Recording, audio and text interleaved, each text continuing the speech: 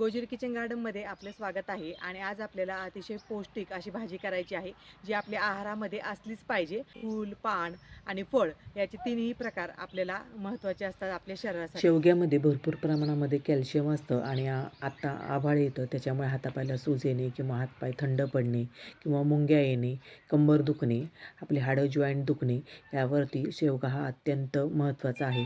त्याच्यामुळे आपल्या शरीरामध्ये शेवग्याची फुलं, पानं याचा समावेश असला पाहिजे। आता शेवगा आपण काढून घेऊया। त्याच्यामुळे व्यवस्थित काढून घ्यायच्या। तर आपण 3 शेंगा इथे काढून घेतलेले आहेत। हे पहा, छानपैकी अशा जाडसर शेंगा आपण काढून घेतलेले आहेत। प्रकारे थोड्याशा जाडसर मासळदार घेतल्या ना मग भाजी देखील चवीला खूप छान होते। तर अशा ह्या शेवग्यांची भाजी कुठेही स्किप न करता पहा। आता आपण चूल पेटून घेऊया आणि भांडं ठेवून घेऊया। वाळवलेला कांदा आहे आणि इथे कारळं घेतलेलं आहे आणि लसूण पाकळ्या आणि खोबरं। आता हे वाटण आपल्याला भाजून घ्यायचं। आता आपण कारळ टाकून घेऊया।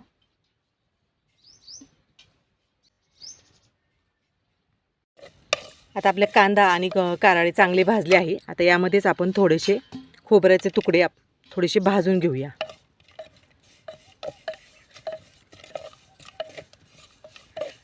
कांदा वाळवलेलाच आहे त्याच्यामुळे जास्त पण भाजायचा नाही। काढून घेऊया। आता आपण बारीक मोठ्या आकारामध्ये कट करून घ्यायचा आणि जास्त वरची जी साल आहे ती साल पण जास्त काढून घ्यायची नाहीये। अशा पद्धतीमध्ये काढून घ्यायची आणि पाण्यामध्ये टाकून द्यायची।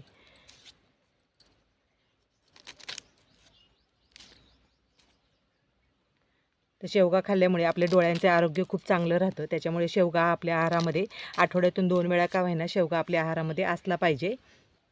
हातापायाला मुंग्या येतात, सांधिवात आहे, त्यांच्यासाठी ही भाजी अत्यंत फायदेशीर आहे। पण जास्त पण आपण साल काढून घेतलेली नाहीये कारण त्या सालीमध्ये देखील पोषक तत्व भरपूर असतात। आपल्या सर्व शेवगा इथे पाण्यामध्ये आपण टाकलेला आहे। आता पाणी टाकून घेऊया आपण। आता पाणी आपलं चांगलं गरम झालेलं आहे। शेंगा टाकून घेऊया आणि थोडंसं चवीनुसार यामध्ये मीठ टाकायचं आहे। झाकण ठेवूया आणि 5-10 मिनिटं वाफ काढूया। शेंगांमध्ये मीठ टाकून थोडंसं वाफवून घ्यायचं कारण की मग भाजीमध्ये चवीला शेंगा चांगल्या लागतात खायला। तर इथे वाटण काढलेलं आहे आपण। कोथिंबीरच्या काड्या, थोड्याशा लसणाच्या पाकळ्या, कारळे घेतलेले आहेत, वाळवलेला कांदा आणि खोबरं। आता हे सर्व आपण भाजून घेतलेलं आहे। आता बारीक वाटण करून घेऊया। तर खोबरं आपण बारीक करून घेऊया। तर आपलं खोबरं चांगलं वाटलं आहे। बाकी सर्व वाटण आता आपण बारीक करून घेऊया।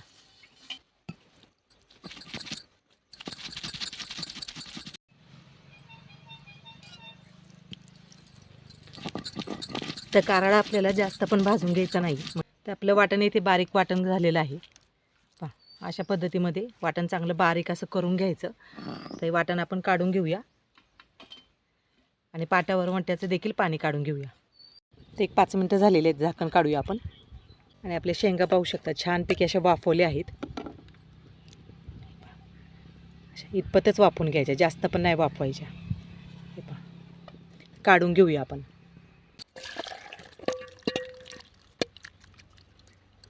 तर पुन्हा आपण भांडं चुलीवरती ठेवूया।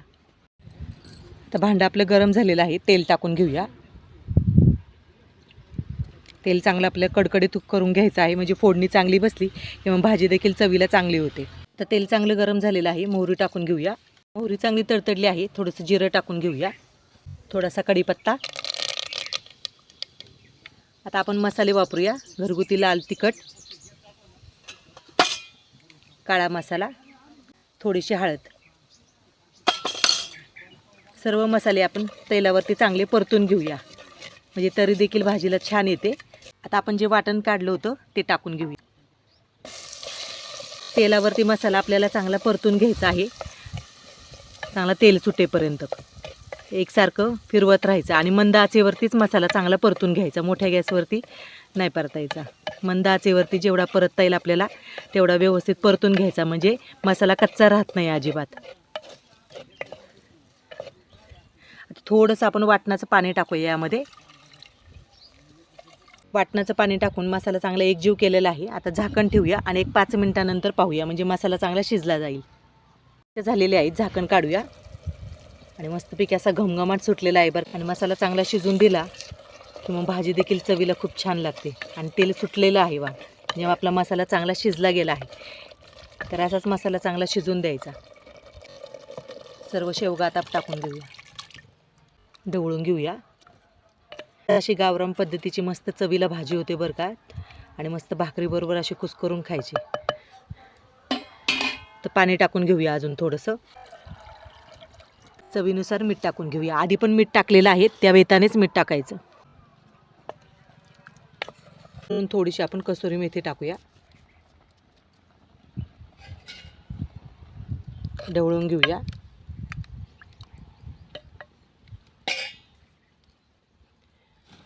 भाजीला चांगली खदखदून अशी उकळी आणूया. तर आपल्या भाजीला छानपैकी अशी उकळी यायला लागलेली आहे आणि तरी देखील खूप छान आलेली आहे. शेंगदाण्याचं कूट टाकूया आणि आता मिक्स करून घेऊया. वरून थोडीशी आपण कोथिंबीर घालूया. आपली भाजी आपली तयार झालेली आहे. आणि एकीकडे भाजी उकळते आणि एकीकडे आपण तवा ठेवलेला आहे. आता भाकरी करून घेऊया मस्तपैकी. शेवग्याचा रस्सा आणि बाजरीची भाकर खूप छान लागते.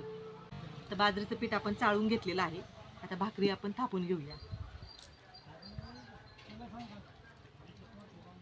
पीठ चांगलं आता मळून घेऊया आपण. आता आपलं पीठ चांगलं मळून झालेलं आहे. तर भाकरी टाकून घेऊया आपण. तर जेवढी भाकरी आपल्याला करायची आहे तेवढ्या प्रमाणामध्ये पीठ घ्यायचं. पीठ टाकून घेऊया आणि भाकरी टाकून घेऊया.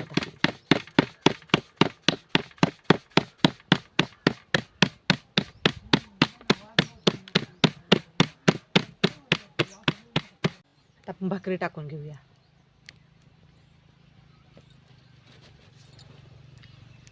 पाणी लावूया.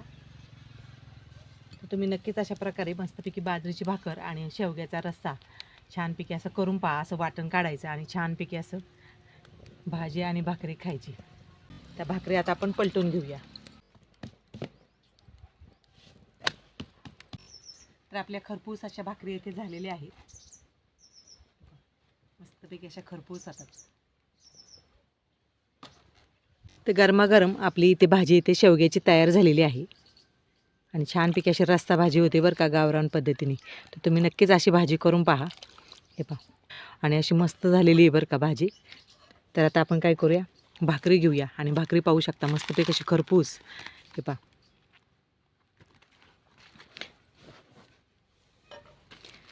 तुम्ही देखील अशी भाकरी करायची, मस्तपैकी अशी चुरून घ्यायची आणि आपली भाजी एक नंबर झालेली आहे. तर तुम्ही नक्कीच अशा प्रकारे भाजी करायला अजिबात विसरू नका.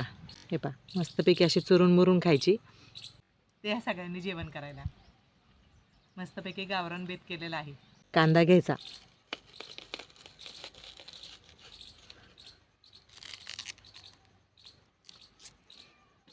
तर आज केलेली शेवग्याची भाजी जर तुम्हाला आवडली असेल तर जास्तीत जास्त हा व्हिडिओ शेअर करा, लाईक करा आणि सबस्क्राईब करायला विसरू नका. आणि अशीच चुरून मुरून खा तुम्ही पण. तर आज केलेली शेवग्याची भाजी जर तुम्हाला आवडली असेल तर जास्तीत जास्त हा व्हिडिओ शेअर करा, लाईक करा आणि सबस्क्राईब करायला विसरू नका. आणि अशीच चुरून मुरून खा तुम्ही पण. एक नंबर झालेली आहे. तुम्ही नक्कीच अशा प्रकारे भाजी करायला अजिबात विसरू नका. व्हिडिओ पूर्ण पाहिल्याबद्दल मनापासून धन्यवाद.